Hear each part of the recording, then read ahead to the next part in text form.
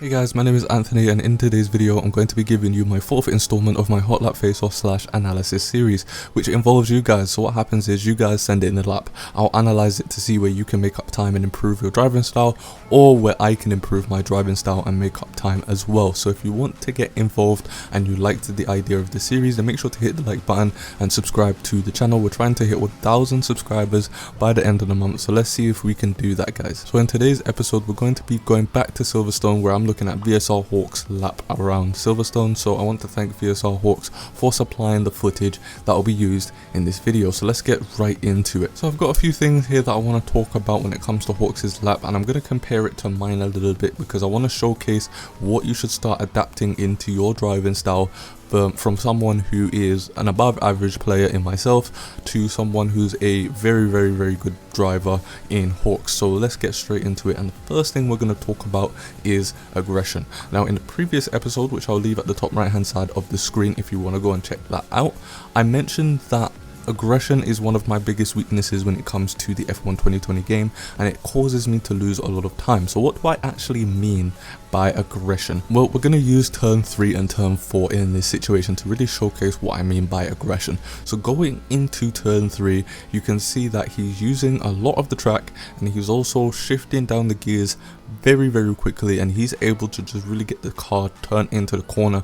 And he does the same for turn 4. Even though he messes up turn 4 a little bit, you can still see that the aggression of turning the car in when needed to is there. And when it comes to that sort of driving style, it really shows that HawkZ isn't thinking about the corner that he's going into. He's thinking one step ahead of himself, and he's thinking about the next corner, and he's trying to set up the car for the next corner. Where if you look at my driving style, it's a lot slower, and it honestly looks as if I'm waiting for the corner to happen before I do something.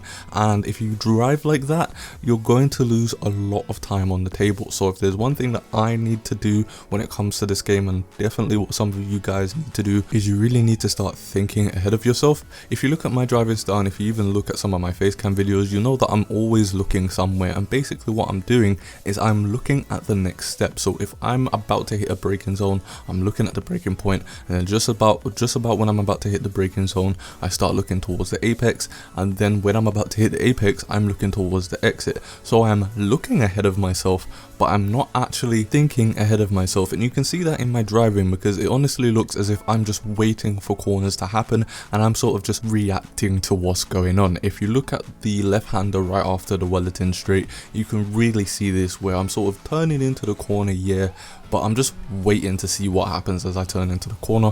Whereas HawkZ, he's very confident, very aggressive in going into the corner, so he takes the line exactly the way he needs to, which allows him to carry the most speed going through these corners. Whereas with me, I'm losing a lot of speed because I'm reacting to what's happening, meaning that I'm scrubbing off a lot of speed because I'm not taking the exact line that I really need to. Which leads me on to the next thing that I think that he's doing quite well, and it's his confidence to be able to throw the car into corners. And again, the confidence comes from the fact that he's very aggressive, and he's thinking about what he's going to be doing next instead of just looking at what he's going to be doing next. And the confidence really shows through Maggots, Beckett's and Chapel. So if we take a look at that real quick, you can see that he just turns the car in the way he needs to, and he's really just able to throw the car into Beckett's without any worry that the car's going to either slide on him or fail on him. It's just a lot of confidence, and that is because he's thinking about what he's going to do next, which allows him to really process each corner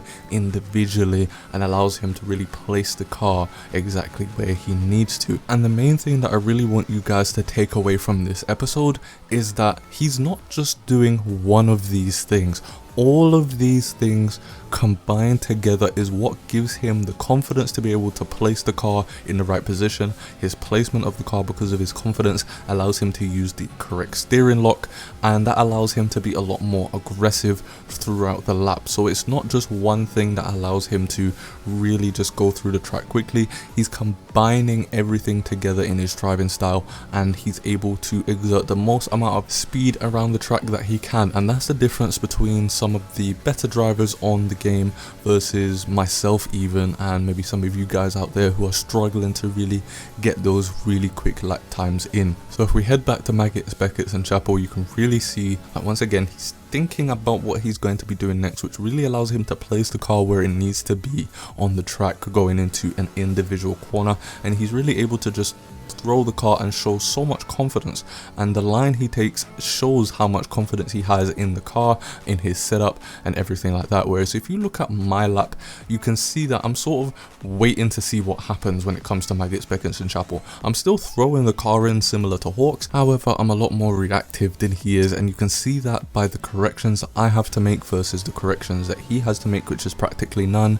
And also what that does is it allows him to carry more average speed going through those sequence of corners versus me, meaning that his exit he's going to have more speed going down the hanger straight, which means he's going to make up more time in general. Another thing that having a good idea of what you're going to be doing next does for you is it allows you to place the car exactly where you want it to be placed and set it up for different type of corners. So if we go into Luffields, for example, going into the left-hander, you can see that HawkZ is quite smooth going into it, which allows him to set up his car going into Luffields to be really tight towards the curb, which allows him to really get the car turned around, and then he's able to push the power down a lot quicker than I am, well, a lot more smoothly than I did anyway.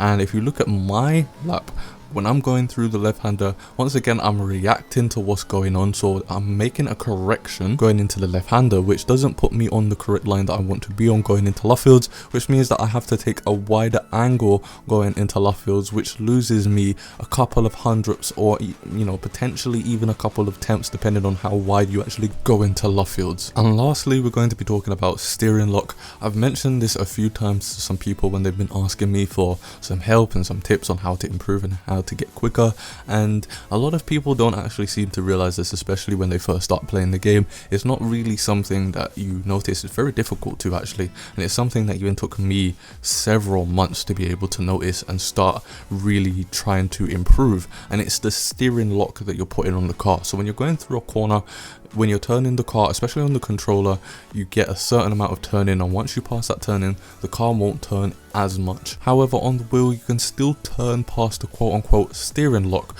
which actually then causes understeer, which means that you're not going to be getting the right amount of turning that you really need. So believe it or not, when you turn in too much, it actually causes the car to stop turning as much.